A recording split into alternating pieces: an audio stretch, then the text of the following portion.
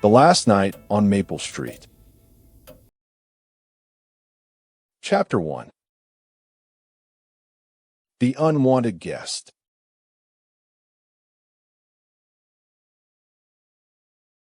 I stepped onto the worn wooden porch of my new apartment, a small but cozy place nestled among towering oak trees and flickering streetlights on Maple Street.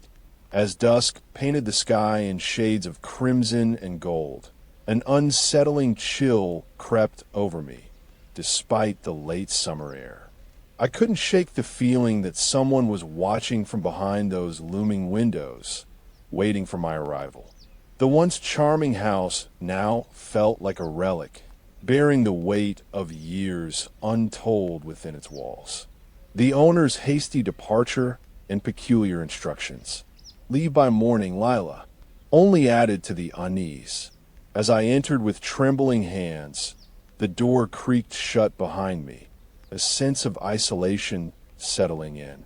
Flickering shadows danced across the walls as I turned on the lights, revealing a sparse interior adorned with faded portraits and moth-eaten tapestries. A faint scent of forgotten memories clung to every corner.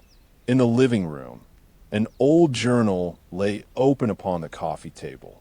Not mine, its pages filled with scribbled warnings in spidery ink. "Beware the whispers at night," it read.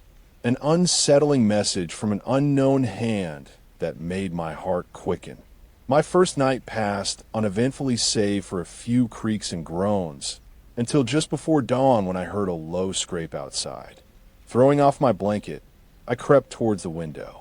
A figure stood there, gaunt and tall, with eyes like polished onyx, standing motionless in the moonlight.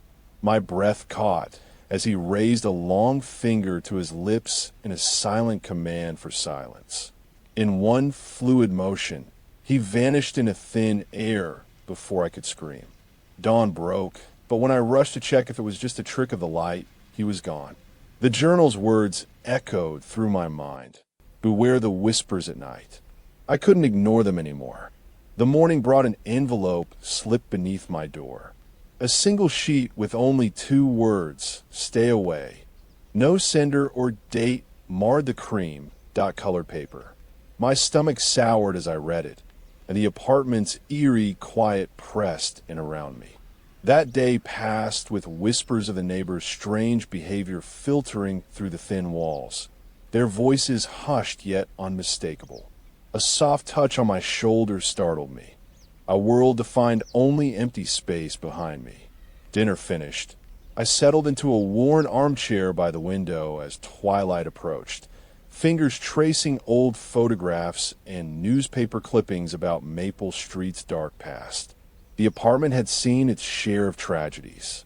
Every story spoke of sudden disappearances, unexplained fires, or an unsettling presence that drove some away in the dead of night. I dismissed it all as superstition and settled for sleep. But as moonlight painted shadows across my face, an ethereal whisper brushed against my ear. "Welcome home." Shadows swirled outside the glass as though beckoning.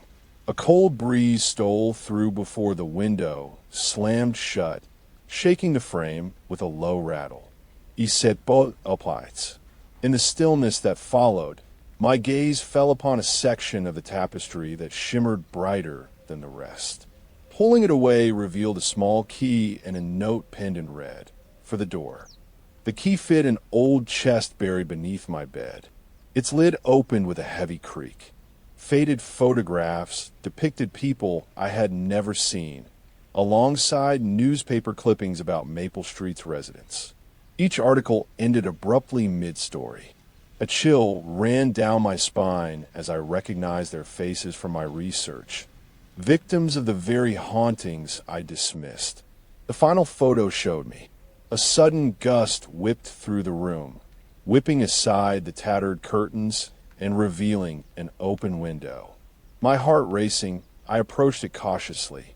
A crumpled piece of paper fluttered on the floor below, bearing a single message: "Do not stay." It was then that the door shook with the sound of scratching and muffled voices, followed by a long whistle. Shadows slid against the glass, as though crawling up to claim me from within the wall itself. The whisper returned, this time louder. Come out.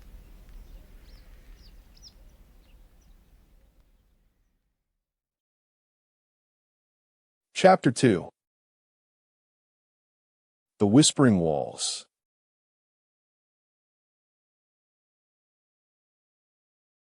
The days blurred in an endless dance between work and research, trying to make sense of the eerie happenings. At night, I'd find myself listening for those whispers that grew louder with each passing day. They spoke of a forgotten place beneath my feet. A hidden passageway had been mentioned in one article, long sealed by the last tenant who vanished. My curiosity won over fear as I rummaged through the chest. Tattered maps and ancient keys were tucked away, but beneath lay a narrow opening. My fingers trembled as I pried it open. Dust devoured my legs with each step down the hidden staircase. In an underground chamber filled with relics of Maple Street's past, whispers swirled around me. Ancient artifacts lined the walls. Photographs, letters, and a peculiar journal belonging to Hazel Wellesley.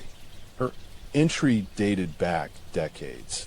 They say in '48 they took my brother. I have been waiting for you. My pulse raced as I turned the page and discovered it was now mine. More recent entries spoke of an old oak tree with carved symbols. The whispers echoed louder, drawing me towards a hidden room.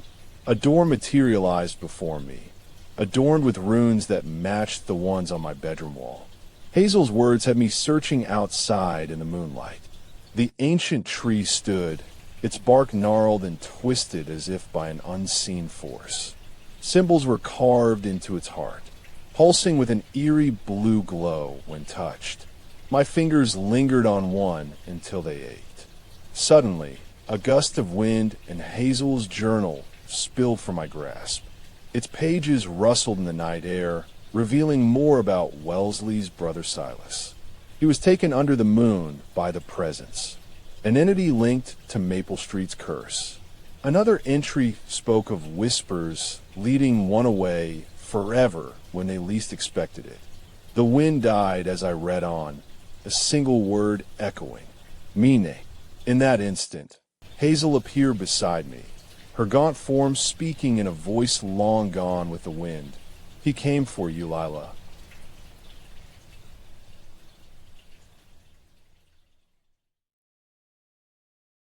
Chapter 3.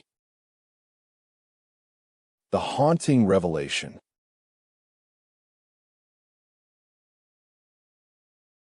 Determined to unravel Maple Street's mystery, I ventured into the heart of night and reached the tree as instructed. The pulsing symbols seemed to call my name, luring me closer. Symbols seared into memory as Hazel materialized behind me, eyes cold with a longing for answers. I turned to face her just as an ethereal figure emerged from the shadows.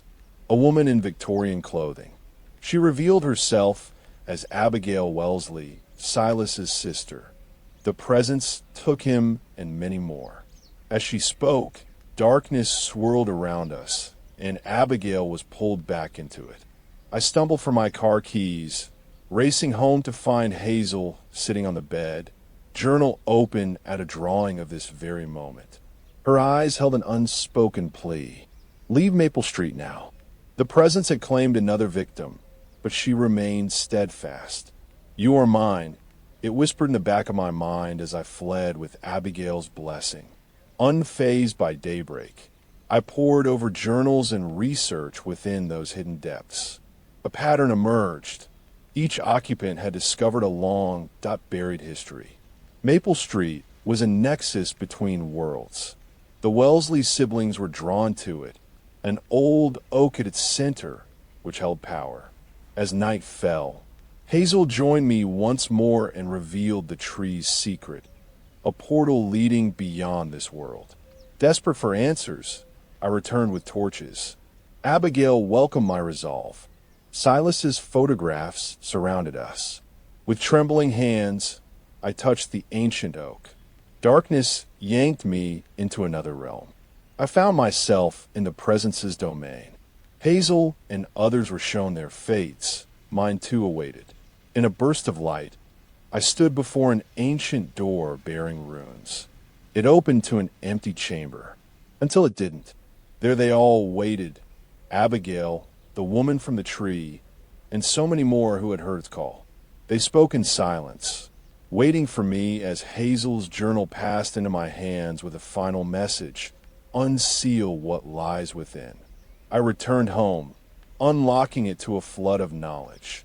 Hazel's fate, Silas's courage in 1948, their sacrifices, and the Wellesley sibling who'd opened this portal. Determined, I set fire to the ancient oak.